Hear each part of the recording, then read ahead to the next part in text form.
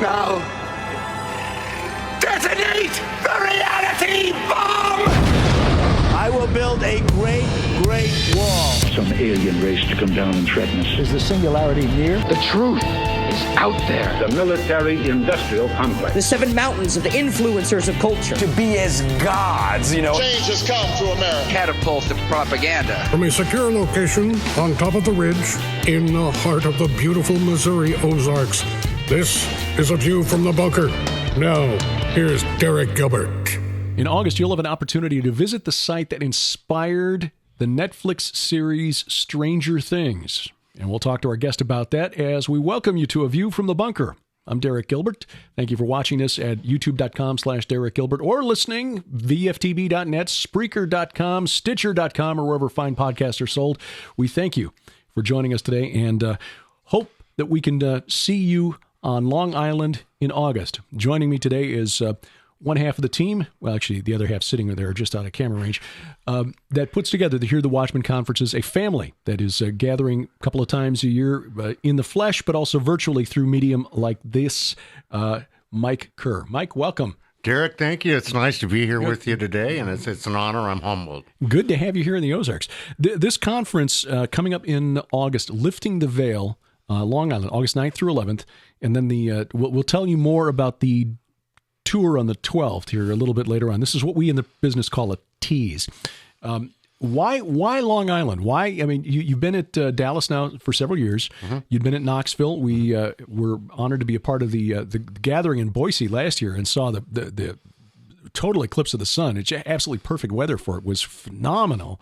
But this will be the first time to the East Coast for Hear the Watchmen. How come? Oh, it is, Derek. It's our first venture all the way back to the East Coast to put on a conference. And we were actually asked to come there. We were blessed by a wonderful woman by the name of Jeanette, who lives on Long Island, and who said she would actually sponsor some of the conference if we would come there and bring it, because she felt it was so important for us and all of the speakers like yourself, like Pastor Paul Bagley, Russ Dizdar, L.A. Marzulli, Pastor Casper McLeod. Oh, yeah. Rabbi Zev Porat. And Henry Groover. Henry Groover. To come out there and just to bring the light. And that's why the name of the conference is called Lifting the Veil. And why do we want to lift the veil? We want to lift the veil of darkness that seems to be taking over not only Long Island, but many parts of the country. And those are the parts of the country that we want to go into. You know, it's truly as easy to go in and do a conference in the Bible Belt, Derek. I mean, because you're preaching to the choir. Mm-hmm. But really, we should be going into the places where we can bring new people into our family. Because Hear the Watchman truly is a family. And you've witnessed that, I believe. I mean, you must have felt that when you come to our conferences, it feels like a family reunion. Yeah. Yeah, it was. We really didn't know what to expect when you guys invited us to the conference in Dallas last March, because all we knew is okay. Well, L.A. and Russ have done some of these. We know them, so they're all right. So the Jeannie and Mike must be okay too. But the conference was a wonderful, wonderful time. We just felt a spirit there that, and I don't normally talk this way. If you've been watching this, listening to this program for any length of time, you know that I was not raised in a denomination where we talked about the spirit or spiritual things. It was a very liturgical, high church type denominations, where you followed the liturgy, and if it wasn't in the bulletin, you didn't say it. That type of thing. So for me to say something like that, it was tangible. It was palpable. I could feel it. Sharon is much more sensitive to things like that than I am. And she will agree with me that there was a spirit there that was very warm. Mm-hmm. It was, and we saw it even in the presentations, without meaning to. Everybody from Carl Gallos to Pastor Mike Spalding, Josh Peck, Casper McLeod. Just all of the presentations came together in a sort of. Almost as though the Holy Spirit was sort of guiding things. Gee, what a concept for a Christian to think about something like that, huh? And that's been the case at each of the conferences that we've attended so far.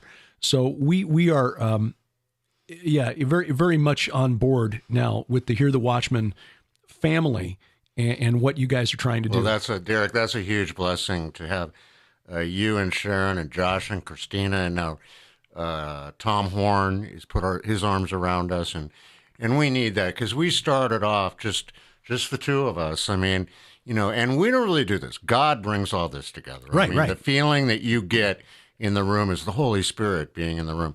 We have truly seen lives changed. We have seen a woman with cancer, truly, after prayer. You've met her, Jeanette. Mm-hmm.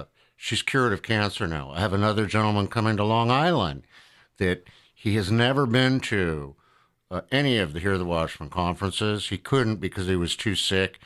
We've all been praying independently for him, and now he will be there in Long Island, and he is cancer-free. We've had marriages. We've had babies. Most recently, my assistant, Taylor Joseph, who you know. Yeah. And a friend of Christina's, Sandy. Uh-huh. We went to the conference, and I had a dream that Taylor was going to meet his wife at the conference in Dallas last night. So he gets to the conference, and what does he do? He goes, okay, where is she? I said, Taylor, that wasn't the dream. The dream was you were just going to meet your wife. Go, get busy, do what you got to do out here. And, God bless him. He and Sandy met. We just finished spending the weekend with Taylor and Sandy at Coach Dave's Occupy Conference in Canton, Ohio. And they are an incredibly beautiful couple. You can see the love and Jesus in both of them. And they're actually getting married on June 3rd. And Jeannie and I are going to go up and be a part of that. Amazing. But it's the blessings. It's the blessings that the Lord bestows upon those who take the time to come out and hear his word. Well, Taylor was definitely a blessing to us at the Boise conference, because if Taylor had not been willing to drive from Boise to Sun Valley, Dr. Michael Lake and Sharon and me would have spent a nice weekend in a ski resort, but nowhere near the conference. So Taylor was a lifesaver that day. That was that was an interesting. It was an interesting journey. Yeah. We were praying for you guys the whole time, and the problem was we didn't realize when we arranged that conference that weekend was the total eclipse of the sun. Yeah. We didn't realize it. And then the town and every town near it and every available rental car gone. Yeah. And so we were just praying you guys could find a way in. And Taylor said, when I told him you and Dr. Michael Lake and Sharon were up in Sun Valley and needed a ride, and it was an hour and a half away, he was out the door before, he was gone. He was going to get you guys, and he was like, are you kidding me? I would love to spend an hour and a half with them in the car together. So. Yeah, that was a lot of fun. Yeah. Not as much fun as watching Dr. Lake run through the airport in Denver, though. Yeah. People got out of the way, I'm sure. Oh, yeah, because Michael's a big fella. Yes. And he was hustling, saying, look, if we can find a way to make it like 5 minutes opposite end of the terminal, ain't going to happen. Let's just go to the airline and see what we can find. But he gave it an effort, and you guys made it. Yeah. Well, God worked it out. That was incredible. So this particular setting on Long Island, Jeannie mentioned, and if you haven't not yet had the opportunity, there'll be a program coming up on Skywatch TV, one of the web exclusives on Skywatch TV, where Jeannie talks about the sense of darkness, I guess. Yes, absolutely. That your friend Jeanette has told you about there on the island. What is behind that? Has Jeanette given any? Is there any ideas as to why that might be, or what is leading to the urgency for having this conference there? Well, I'll tell you what, Derek. It's hard to put your finger on exactly where the influence comes from, but there seems to be, and I talked to Russ Dizdar about this as well. Okay. Russ will be there with us. And Russ does a lot of work down through there, and there just seems to be a demonic presence. Now, I'm not saying that all New Yorkers are demonic. I'm certainly not saying that everybody... Only Mets fans. Right, only Mets fans. But I grew up in Chicago. Yeah. I've still not forgotten 1969. So, Mets fans, but kidding. Russ is in there and he's working it, and we just feel that right now, And Jeanette has shed some light on what's going there. And we now feel it's our responsibility as the remnant body to get in there and shed as much light as we possibly can. And that's why we're really encouraging people, not just from the eastern seaboard, to join us for this. We want our regular Hear the Watchmen, as many of you as can get there, to get out there to Long Island. Heck, it's summertime. You take your vacation time. Come on out there and help us to bring the word of the Lord to as many people as we possibly can so that they can in turn go out and spread the word of the Lord through the darkness that seems to exist there, because it is our responsibility as the remnant body. It's our responsibility as Christians to spread the word. The tour on August 12th, I guess we'll jump to this a little early just because I think this is such an intriguing aspect of the whole weekend. And certainly this is not to overshadow what the importance of the weekend, which is edifying, educating the fellowship. As we talked about on the Skywatch TV episode, one of the things that I found the most remarkable about the most recent conference in Dallas, and I'm sure this has happened at every one of the conferences. This, I think, I probably just noticed it this time, because one of the young men involved was somebody who had contacted me through a mutual friend, and then I put him in touch with you, and you're gracious enough to extend an invitation to this young man. But he was out there praying with everybody that he could lay hands on. Yeah, and not in a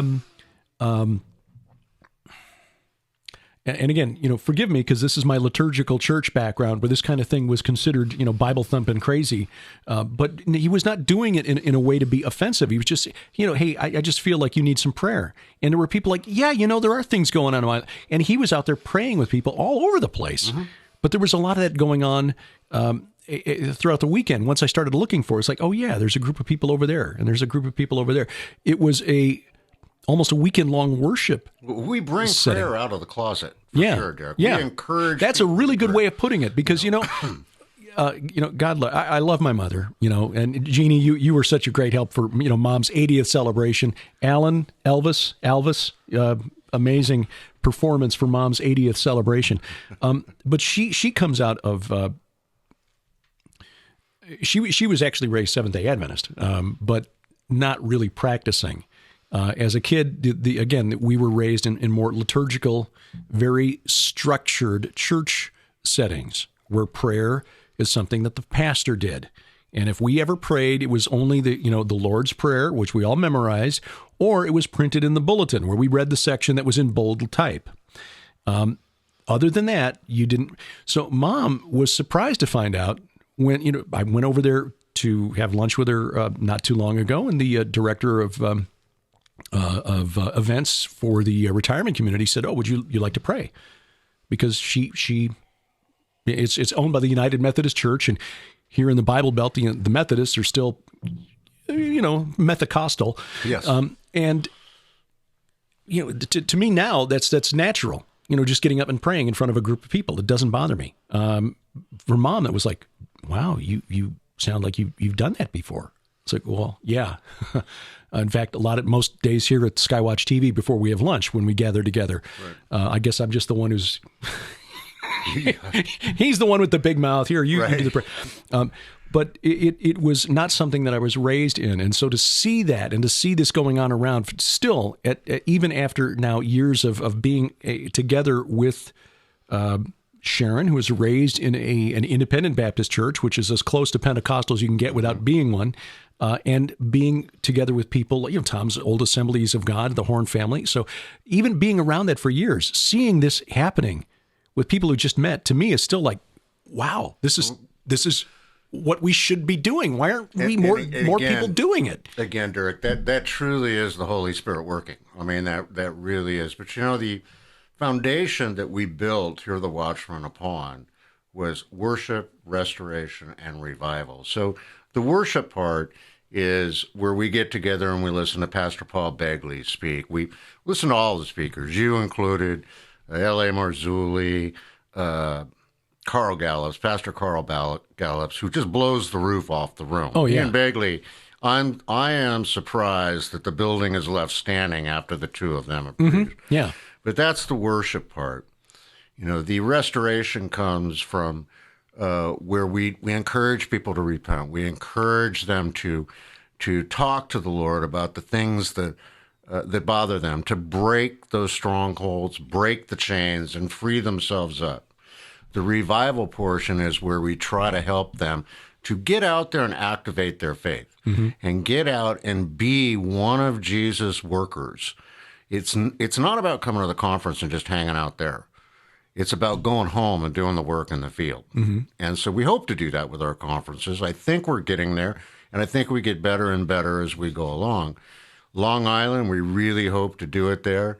And, there's kind of a special trip on the 12th. Let's see, you go ahead. Well, this tour, which will take place on Sunday morning, I gather, after those who choose to be baptized, we'll go to Camp Hero on Montauk Point, New York, which is the tip of Long Island, where an old Air Force base was the site of experiments that were allegedly performed on children, mind control, parapsychology, very occultic things. And it is documented. Now, what exactly happened at Montauk is still open to question. We don't know for sure. There are people who have witnessed things there and are willing to testify that they have seen things or participated in things at Montauk. It is documented that the United States government, the United States military, the intelligence community, after World War II, possibly working with information obtained from Nazis, scientists, engineers, technicians, intelligence operatives who were brought over under Operation Paperclip, were working to find ways to weaponize the occult. There's no other way to put it. This resulted in projects like Stargate, Grill Flame, the book and movie that were played for laughs, sadly, The Men Who Stare at Goats down at Fort Benning, General Albert Stubblebine, the creation of the 1st Earth Battalion under Colonel Jim Channon, people like Michael Aquino. Colonel Michael Aquino was part of this, the founder of the Temple of Set, which, by the way, gets back to the whole chaos god thing that I've been talking about and researching here, Set being the Egyptian chaos god. That was all part of a program that began in the 50s especially, and continued on into the 80s at least, but probably continues to this day, although we just don't know about it, that the United States government was involved in trying to find guys who could, kill people by staring at them, walk through walls, levitate, remote view, or project their bodies into the astral plane, doing all of these things that God had said were forbidden practices in the Bible in the interest of national security. Right. And Montauk was one of those facilities where this type of research was being done, where children were being experimented on to see if they could develop them into these psychic warriors, I guess. Now, did that really happen at Camp Hero? We don't know. There are some claims that it did, in fact, happen. But it's one of those stops for people who are interested in this type of research, I guess, and that's kind of a clinical term for it, because really it's a spiritual wickedness that children should be used in that way for any purpose. So it's definitely something that we want to see, and there will be some other stops on the tour that day. Yeah, absolutely, we're gonna have a great time. But and all glory goes to my lovely wife for coming up with this idea. When she said we're gonna go do the Montauk Mystery Tour, I said, the what? And there's been all of this stuff surrounding Montauk and what may have happened there, what may not have happened there, and we thought, what a better way. The conference is over. We've done the baptism. So now this is a separate activity. But what a better way than to go with some of the top researchers in the country, Derek Gilbert being one of them. His wife Sharon will be with us. L.A. Marzulli will be there.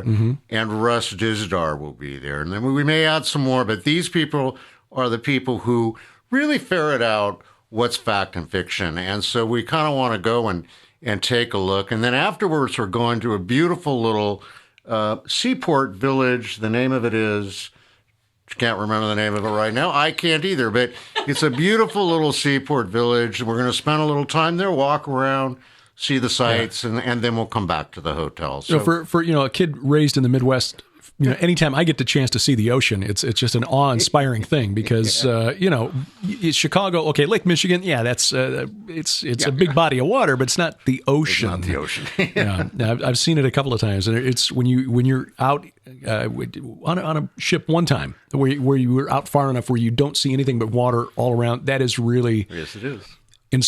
It's awe-inspiring, and it just reminds you of the... It makes you feel pretty small, just you and God, right? Yeah, the incredible creation into which he's dropped us, yeah, and the time in which he's dropped us for whatever reason. Michael Lake has said this before, and I think this is really an interesting observation, and somehow my microphone is now starting to... Well, we have been having... You may have noticed some edits in the program here, and suddenly the audio... Well, look what happens when you start talking about Montauk. I guess. Hold on. That's right. We did. You keep talking. We did forget, folks, to mention Dr. Michael Lake will be at the conference as well. No, that's whoa.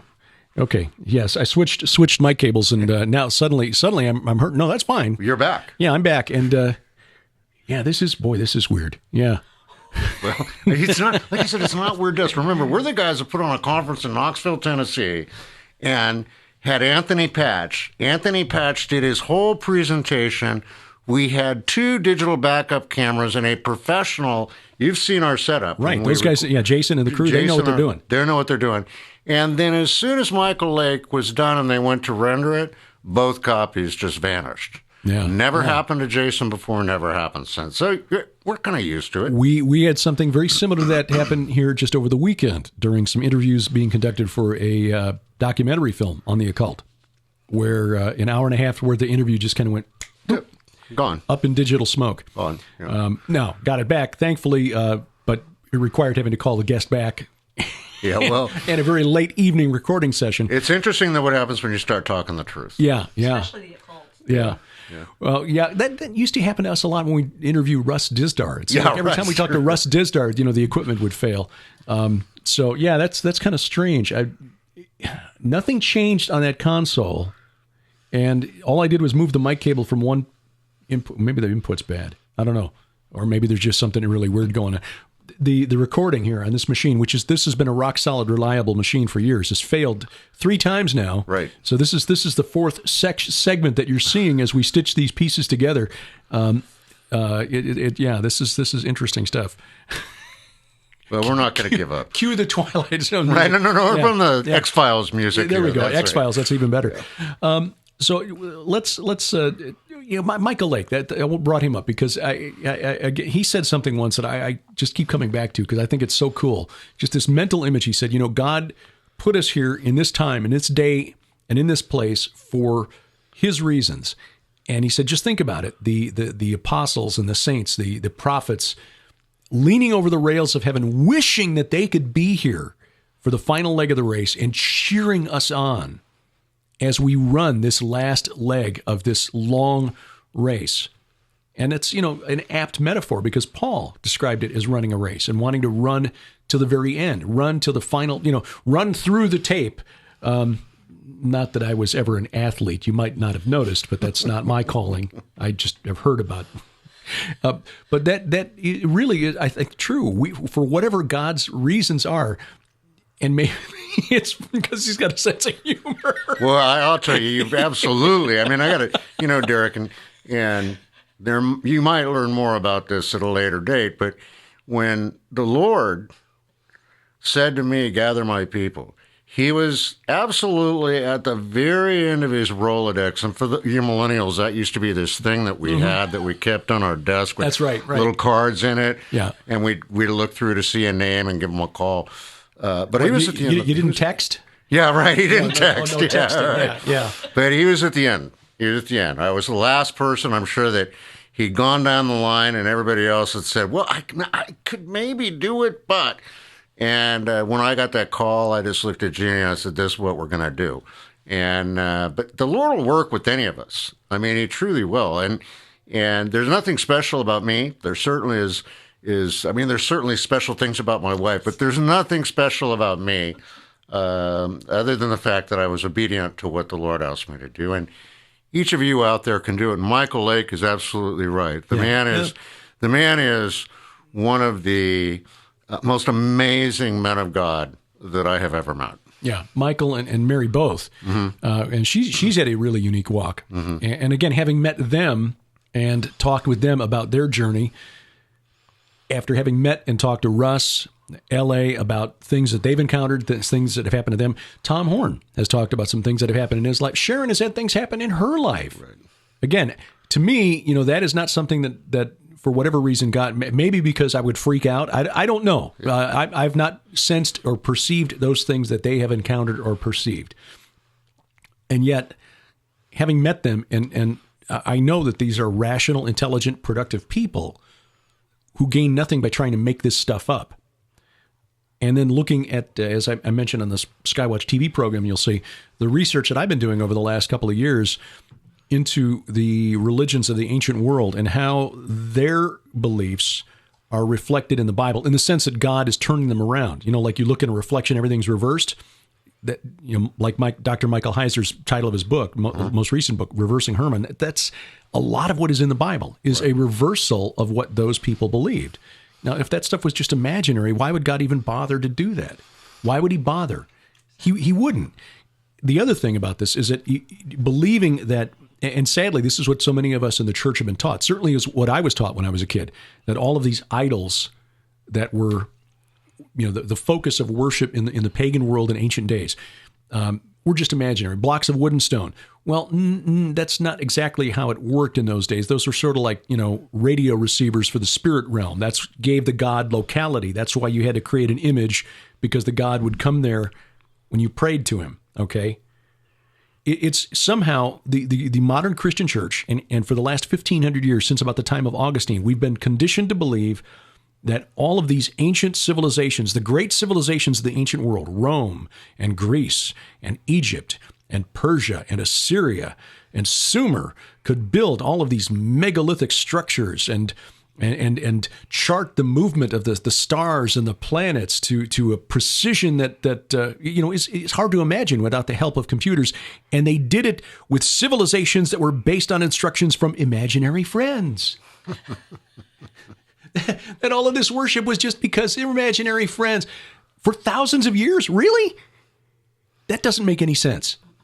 They did these practices, they performed these rituals because they worked. Something about it gave power or information or something from the spirit realm to these pagans. And that's why God took so much care in the Bible to reverse those things.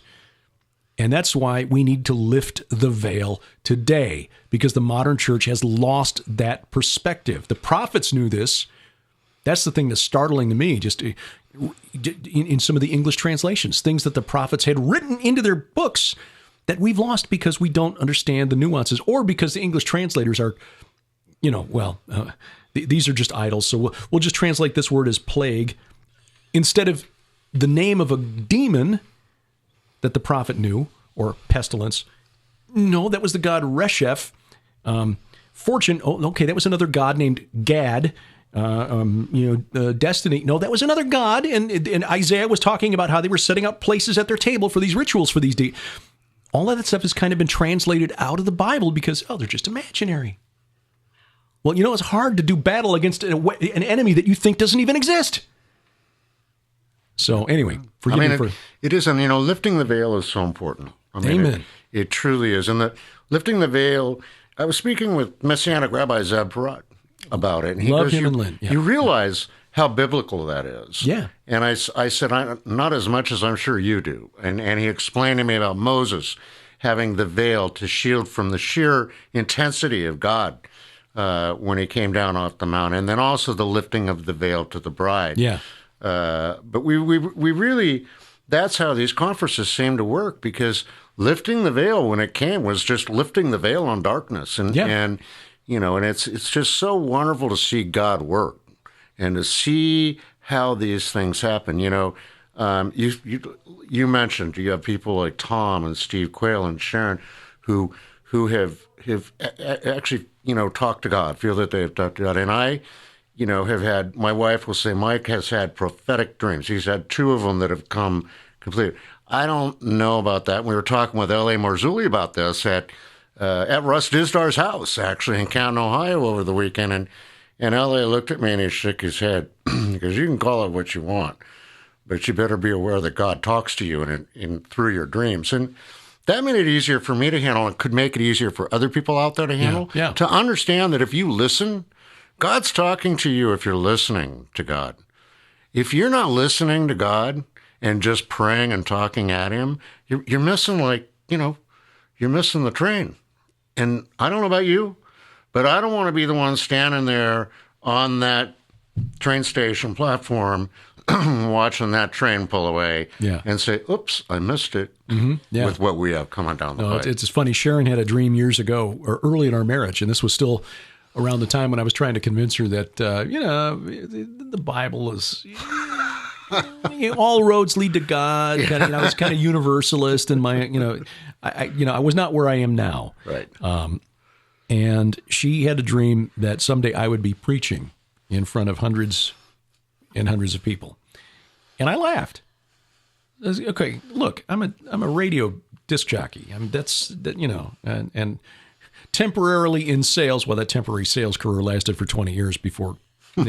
God put the broadcasting experience to better use, but that has come to pass. Where a lot of the weird stuff I talk about, it's like, okay, let's look at the occult origins of the modern UFO phenomenon, but there's actually a gospel message in there, which again comes back to the reality of the spirit realm and these rebel gods, and the Bible is essentially a war journal of that long rebellion by these small g gods against his authority, and how they have duped most of humanity into following their lead instead of his.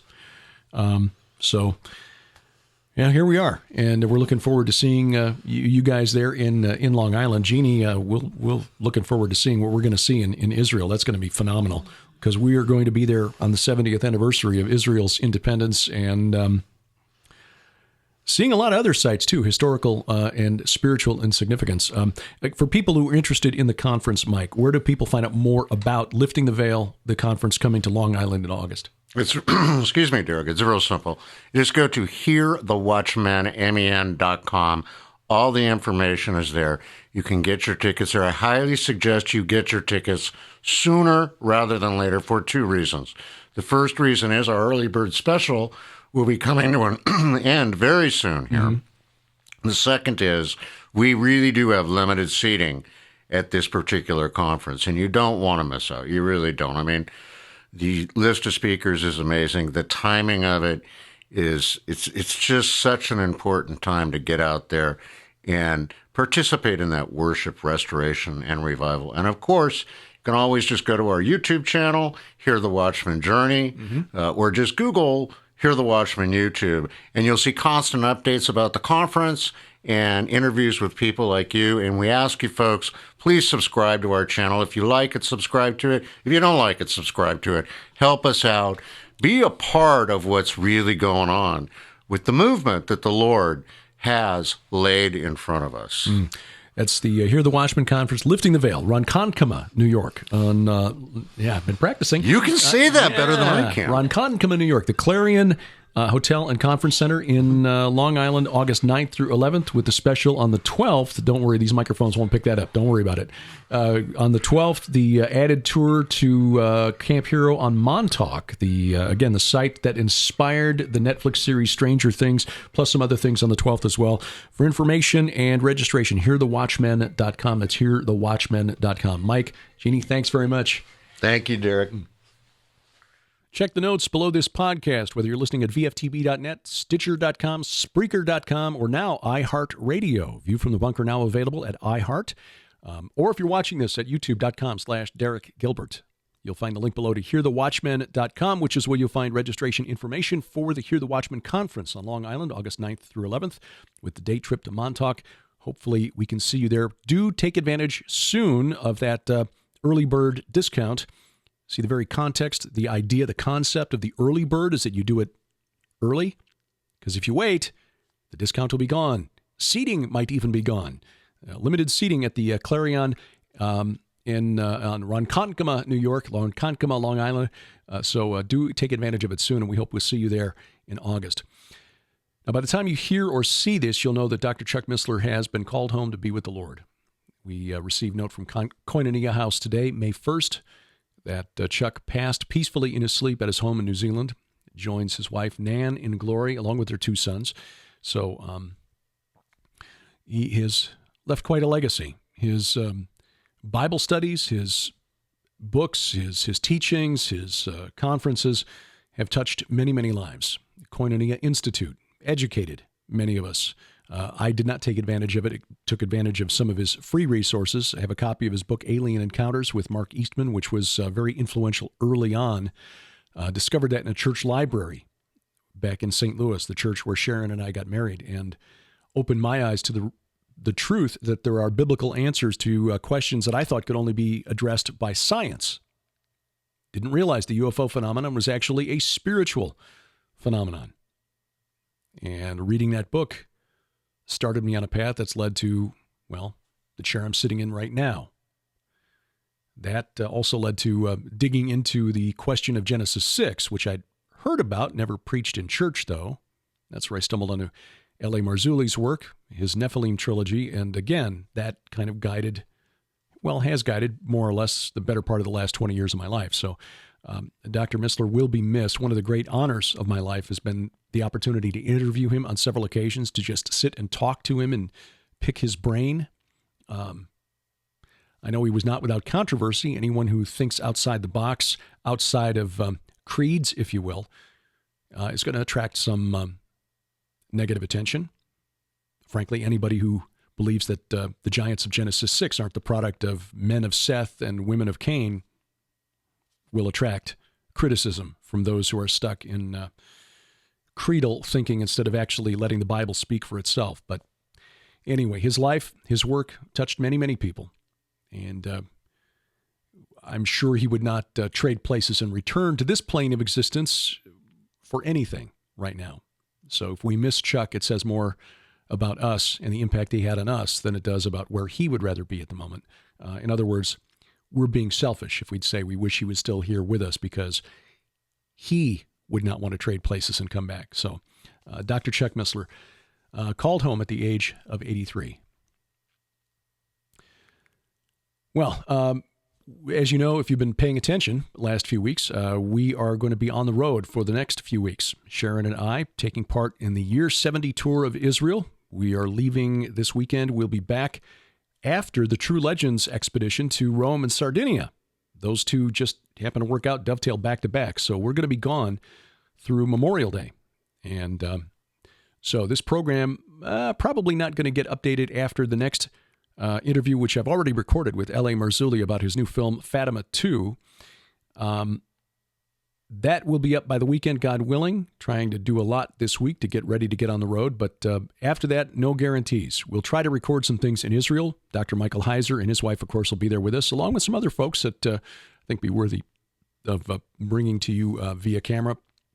Hopefully we can catch Aaron Lipkin for a time, because he's got some really cool stuff, especially if you like the archaeology of the Holy Land, that I'd love to talk to him about. So, but no guarantees. Don't know how the schedule is going to work out. In fact, they're telling us they're not quite sure how things are going to work out, because our schedule has us in Jerusalem on the 14th.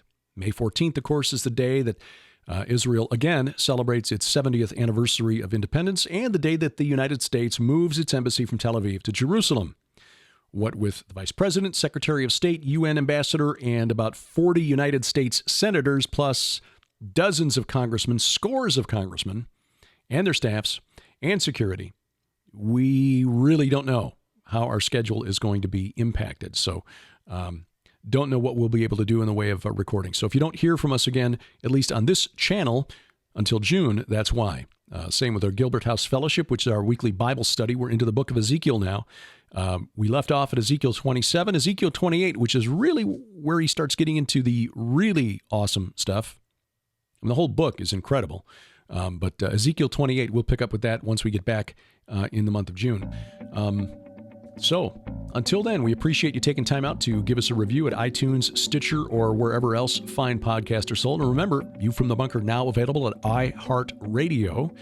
And, of course, we appreciate you subscribing and sharing the fact that you subscribed to the YouTube channel, youtube.com/Derek Gilbert. A View from the Bunker is a production of Gilbert House, released under a Creative Commons Attribution, Non-Commercial, No Derivatives 4.0 International License.